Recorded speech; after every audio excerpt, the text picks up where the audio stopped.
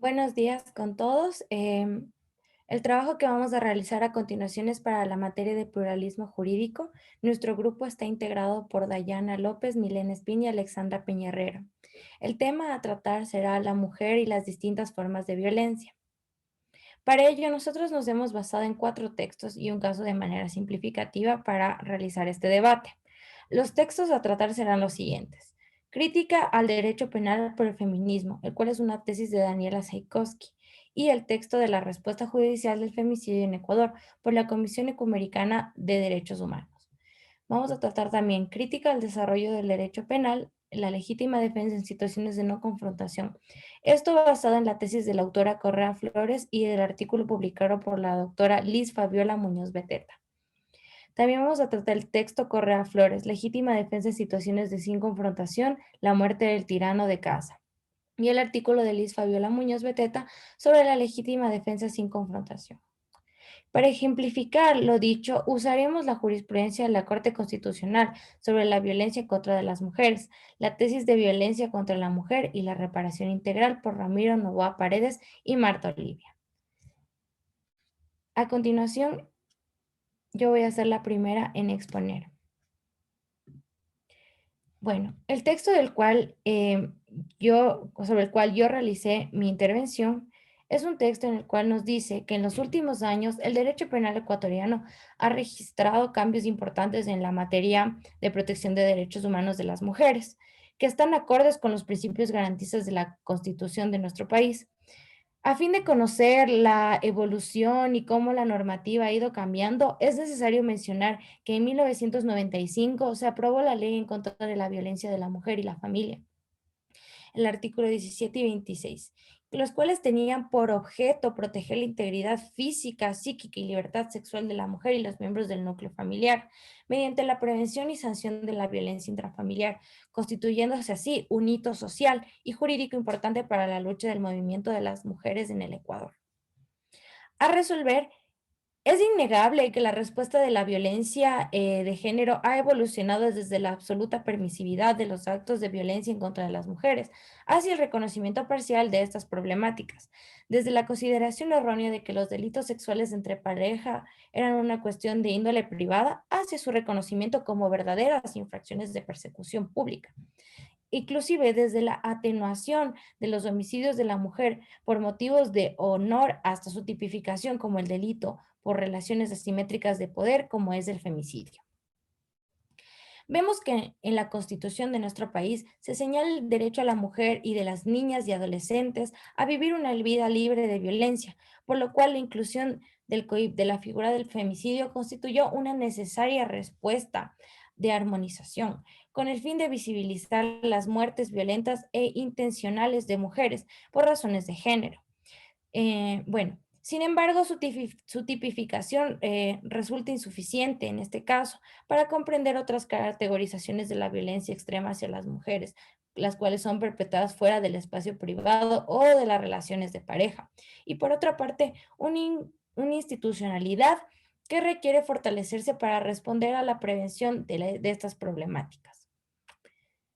A contradecir en este texto, se requiere fortalecer las capacidades de manera cualificada, continua y probatoria a los operadores de justicia en criminología con perspectiva de género, algo que les permita adquirir ciertos criterios de análisis efectivos para investigar las violaciones de derechos humanos de mujeres y niñas de manera adecuada, especialmente estas últimas por su doble condición de vulnerabilidad al ser mujeres y niñas.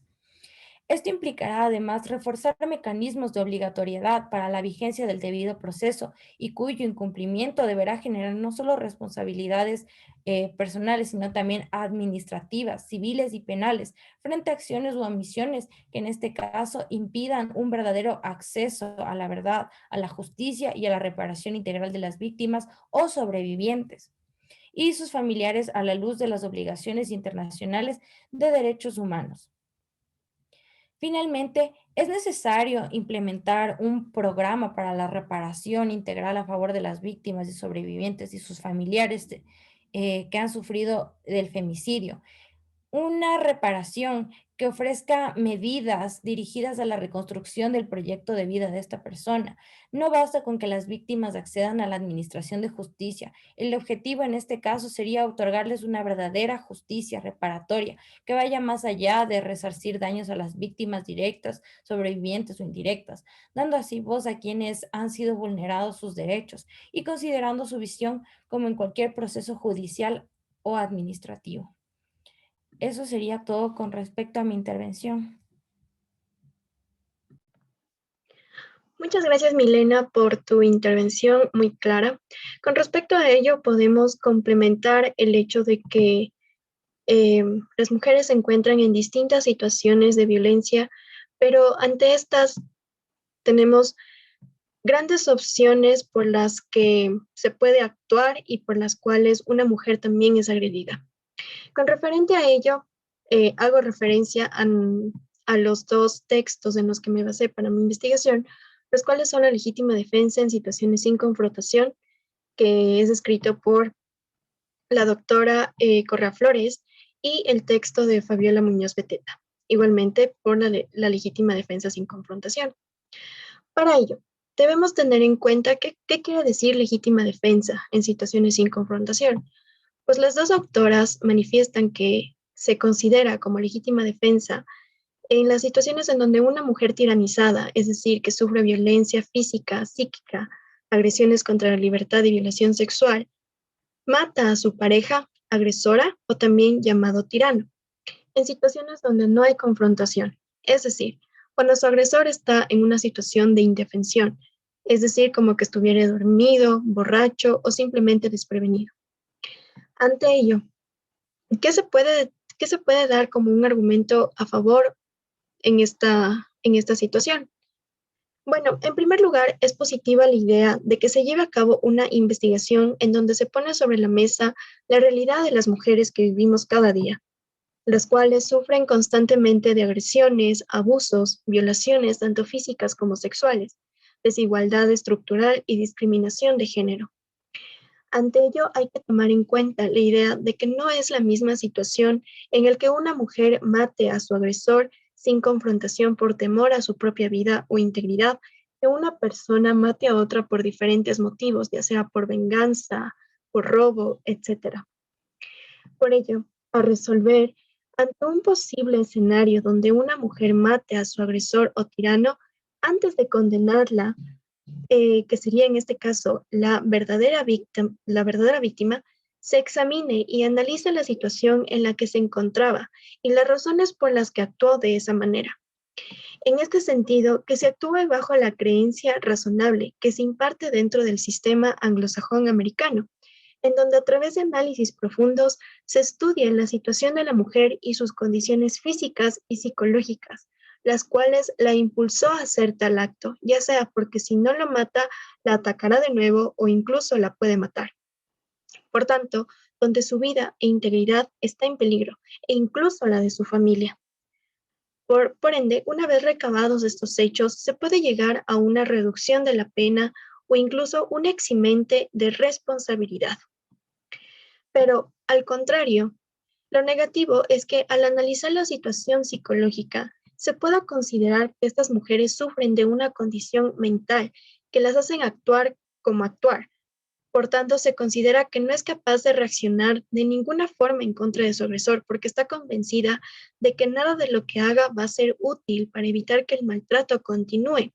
Por tanto, reacciona de la manera más violenta posible, pero al actuar de esa manera desvirtúa la idea de que actúa en legítima defensa, ya que comete los actos con alevosía, tal cual como nos han dicho las autoras.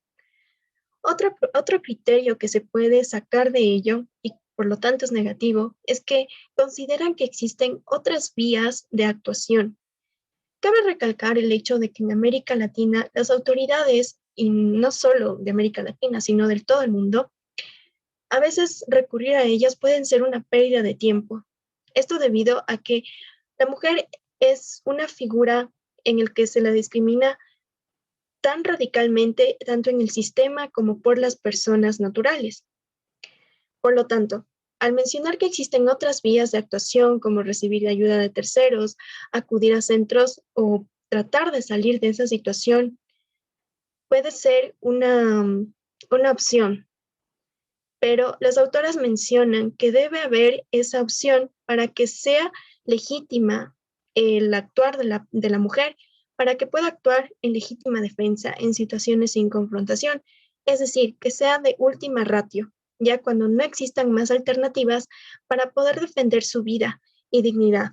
Una situación en donde se configure la gran agresión, como bien menciona la autora Correa Flores, que es una agresión actual en el sentido de la legítima defensa, donde la acción defensiva de la mujer es necesaria porque ya no existen más alternativas idóneas para ella. Por tanto, como bien mencionan las autoras, para poder consolidarse la legítima defensa en situaciones sin confrontación, el agresor y la víctima deben ser pareja como primer punto. Como segundo, deben vivir juntos, que se presenten todas las características de la tiranía privada, que no haya posibilidades de salida de estas agresiones, de estas violaciones ante la mujer. Además, que exista amenazas, intimidación, violencia, tanto físicas como sexuales. Que la mujer mate a este agresor en una situación en donde éste esté en completa indefensión. Y por último, que exista la legítima defensa. Muchas gracias. Excelente, muchísimas gracias Daya, muchísimas gracias Mile por todo lo que han expuesto respecto a la violencia contra la mujer. Y pues como para complementar todo lo que ya hemos avanzado, me gustaría empezar diciendo que sí, es verdad que el Ecuador ha dado pasos agigantados en la lucha contra la violencia de la mujer. Y justamente uno de esos derechos que ha empezado a garantizar a las mujeres después de sufrir una violencia o agresión es establecer el derecho a una reparación integral. Es aquí que me gustaría traer a colación la tesis de Ramiro Novoa Paredes, el cual se basa en explicarnos primero cuál es el verdadero problema de la violencia contra la mujer. De hecho, hace un gráfico referente al árbol del problema y nos explica que justamente las bases de la violencia contra la mujer están primero en la cultura patriarcal que venimos arrastrando desde hace muchísimos años atrás. Segundo, los problemas socioeconómicos que puede llegar a tener la pareja, porque lamentablemente nos encontramos en una sociedad en donde los hombres creen que por ser hombres, por el hecho de ser hombres, están obligados a trabajar y que las mujeres, por el hecho de ser mujeres, estamos en la obligación de quedarnos en casa y cuidar a nuestros hijos.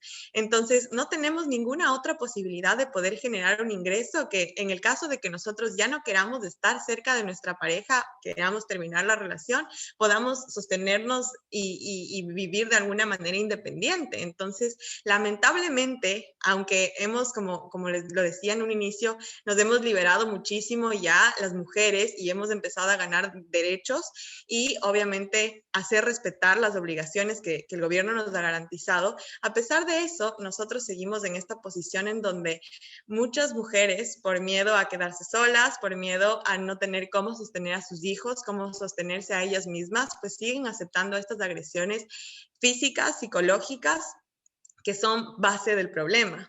Y por otro lado, que llegan a estar en una situación de miedo tan grande que es imposible el hecho de que ellas puedan denunciar. Entonces, estas tres bases, que son la cultura patriarcal, los problemas socioeconómicos y la falta de, digámoslo así, como valentía para poder interponer una denuncia contra su agresor, son lo que hace que sostenga, son la base de la violencia contra la mujer. Entonces, cuando el sistema ecuatoriano propone la reparación integral, lo hace con el fin de que esta mujer se pueda sentir protegida y se pueda reparar de alguna manera el daño psicológico que esta persona ha tenido. Entonces, vamos a los datos que ha recabado el autor. Él nos dice que del 100% de los casos, el 85.5% de los casos, al final, en la sentencia, se dispone una reparación integral. Únicamente el 14.5 no disponen una reparación integral, lo cual realmente resulta positivo porque nos damos cuenta que casi más del 85% de los casos terminan entregando una reparación o reconociendo una reparación integral a la víctima. Ahora, ¿cuál es el problema en esta situación? Que lamentablemente, a pesar de que la disposición de la reparación integral esté establecida en una sentencia, no podemos simplemente concatenar o encadenar a esta indemnización de carácter económico con el bienestar de una persona, porque no únicamente se trata de esto. Existen otros ámbitos de reparación que se requieren, como por ejemplo un ámbito psicológico, un ámbito laboral, porque como hablábamos hace un momento, una de las bases de la violencia contra la mujer es el nudo que tú tienes con la pareja para que puedas sostenerte económicamente. Entonces, uno no puede simplemente pretender que con una reparación integral se van a solucionar estas tres bases de las cuales hablábamos que son la violencia contra la mujer. Entonces, vamos a uno de los siguientes datos interesantes que logró recabar el autor en su tesis, y es que de este 100%, o mejor dicho, de este 85.5 de casos que sí reconocen una reparación integral para la víctima, únicamente un 2.8% hacen efectiva la reparación integral que se les reconoció en la sentencia. Y de todos estos 85.5% casos, el otro 97.20% no hace efectiva la reparación integral.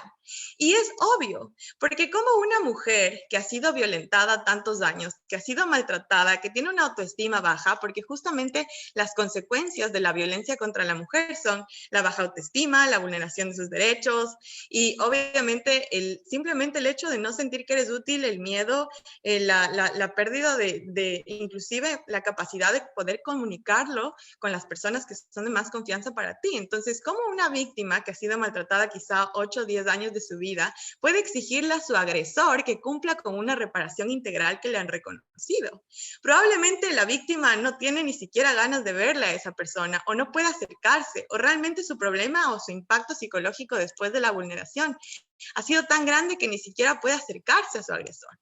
Entonces, yo creo que es muy acertada la conclusión a la cual logra llegar el autor, y es que él propone la creación de una oficina especializada de reparación integral que garantice y haga efectiva la disposición que el juzgador dispone en su sentencia de reconocer una reparación integral y que se asegure de que se cumpla en todos los ámbitos, médico, psicológico, social, laboral, y que de alguna manera se pueda adaptar mecanismos que garanticen a las víctimas de violencia contra la mujer el pleno goce de sus derechos y que realmente ellas puedan aplicarlos, hacer los suyos y reconocerlos, porque si bien es cierto, la violencia contra la mujer la hemos estado combatiendo a lo largo de los años, es el momento de eliminarlas por completo.